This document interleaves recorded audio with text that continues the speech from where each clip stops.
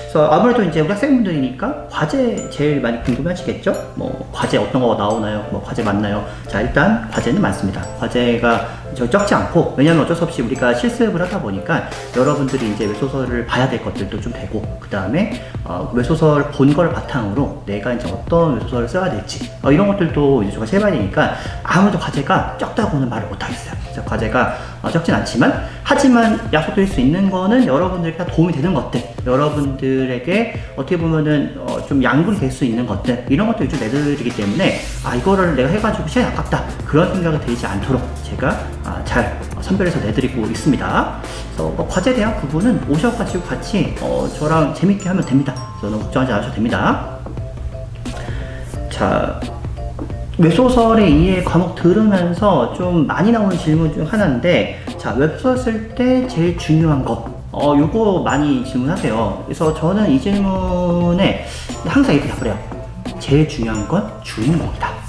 주인공이, 사실 스토리텔링 컨텐츠를 하시는 분들은 그 어떤 컨텐츠든지 간에 다 중요해요. 근데 그 중에서 웹소설은 가장 중요해요. 왜냐? 주인공이 거진 99%라고 보시면 돼요. 왜냐? 실제적으로 웹소설은 주인공이 뭘 하느냐를 보고 싶어 하는 컨텐츠예요. 근데 주인공이 안 나와요. 그러면 독자들이 어떻겠습니까? 실망하겠죠. 그래서 웹소설은 그 무엇보다 주인공이 어떤 사람인지, 주인공이 어떤 능력을 가지고 고난과 역경을 넘어서서 성장하는지를 보여주는 콘텐츠이기 때문에 주인공을 잘 만드셔야 돼요. 근데 여러분들, 제가 이렇게 말씀드리면은 뭐 좀 중요하지 라고 생각하시겠지만은, 실제로 쓰면 어떻게 돼요? 자꾸 여러분들 매력적인 조연을 만들겠다고 서브 남주 만들고 조연 만들고 곁가지에 신경 많이 쓰시죠? 그러시면 안 됩니다. 여러분들 진짜로 이 웹소설이라고 하는 거는 국밥 같은 거예요. 근데 국밥이 맛있으려면 어때요?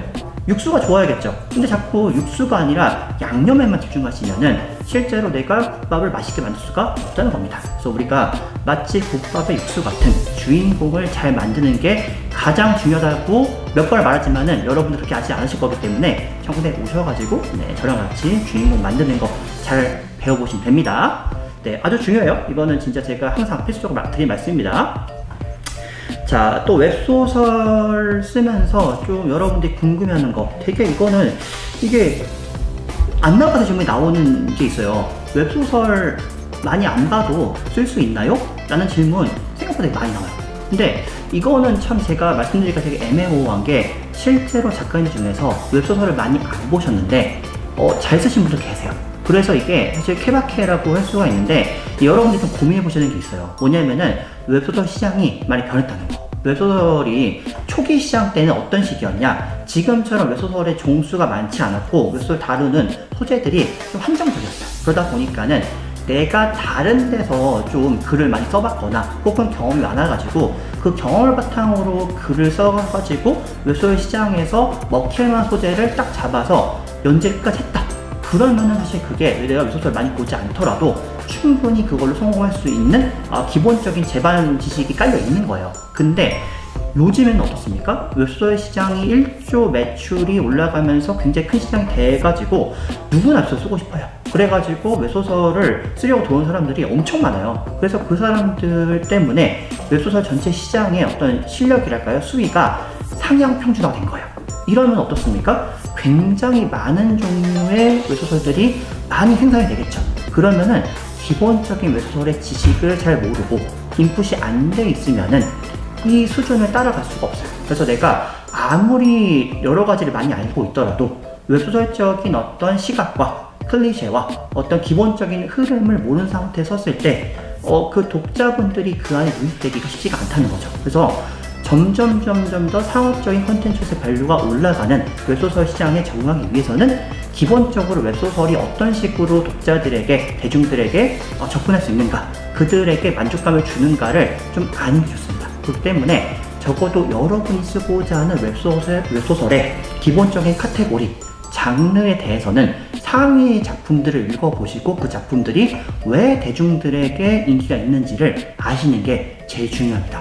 그게 안 되면은 사실 되게 많은 작품을 쓰시더라도 좀 완결까지 갈 수 있겠지만은 상업적인 결과를 잘 내기가 쉽진 않다는 거예요. 그래서 이런 부분들 때문에 저는 기본적으로 웹소설을 읽는 것이 중요하다. 그리고 너무 마이너한 것보다 좀 어느 정도의 상업적 성과를 낸 상위권 작품들을 읽는 것이 좋다라고 말씀을 드린 편이에요. 그래서 여러분들이 좀 편향적으로 작품 보시기보다는 다양하게 넓은 작품들을 많이 보시는 것을 훨씬 더 추천드리고, 이제 여러분들이 창작자가 되겠다고 마음 먹었으면은 어떤 고급 독자로서 남는 것이 아니라 좀 더 창작자로서 연구하면서 분석하면서 대중들과 소통할 수 있는 방법으로 이런 작품들을 보는 것을 훨씬 더 추천드립니다. 자, 그 다음에 이제 우리가 웹소설을 쓰면서 좀 궁금해하는 것 중 하나가 이런 게 있어요. 아무래도 이제 문장 관련해 가지고 많이 궁금하시는데, 필사하면은 도움 되나요? 요 질문들은 나오거든요. 필사가 저 같은 경우만 해도 소설을 처음 배울 때 많이 했어요. 제가 배웠던 선생님은 어떤 식이었냐, 너는 문장이 안 되니까 3포 가는 길을, 황세영 선생님이 3포 가는 길을 100번 써라. 100번 쓰면은 너는 훨씬 더 잘 쓸 수 있을 것이다. 그런 식으로 약간 뭐랄까, 굉장히 그 필사 자체에 대한 맹목적인 맹신이 있었는데, 저는 웹소설 쪽은 약간 다르다고 봐요.